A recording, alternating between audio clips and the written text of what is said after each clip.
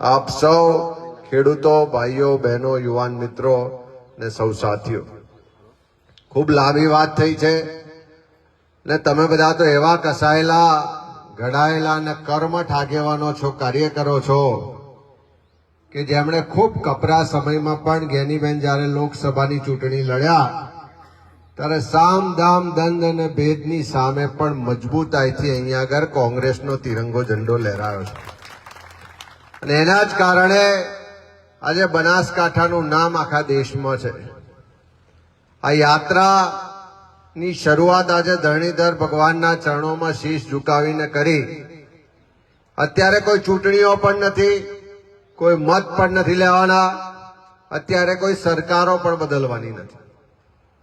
એક બાજુ રાજ્યમાં 30 વર્ષથી ભાજપની સરકાર છે, દેશમાં ત્રીજી વખત નરેન્દ્રભાઈ મોદી વડાપ્રધાન બની ગયા છે એટલે પંચાયતથી લઈને પાર્લામેન્ટ સુધી બધી જગ્યાએ એક જ પક્ષનું શાસન છે અને એમના વાયદા વચનો યાદ કરાવીએ તો 100 દિવસમાં મોંઘવારી નાબૂદ કરીશું, કીધું તું કે નહીં? દરેકના ખાતામાં 15 લાખ આપીશું, દર વર્ષે 2 કરોડ યુવાનોને રોજગાર આપીશું, ખેડૂતોને એના ઉત્પાદનના ડબલ ભાવ આપીશું, દરેકને પાકું મકાન આપીશું, ખેડૂતોના દેવા માફ કરીશું। આવા કેટલાય વાયદા વચનો કર્યા। હમણાં થોડા વખત પહેલા અતિવૃષ્ટિ થઈ હતી આપણા જિલ્લામાં, વાવ, થરાદ, સુઈગામ, આ બાજુ લાખણીનો કેટલાક ભાગ ને બધી જગ્યાએ ખૂબ મોટું નુકસાન થયું હતું। હમણાં થોડા દિવસ પહેલા કમોસમી વરસાદ થયો, એમાં પણ આખા ગુજરાતમાં ખૂબ મોટું નુકસાન થયું।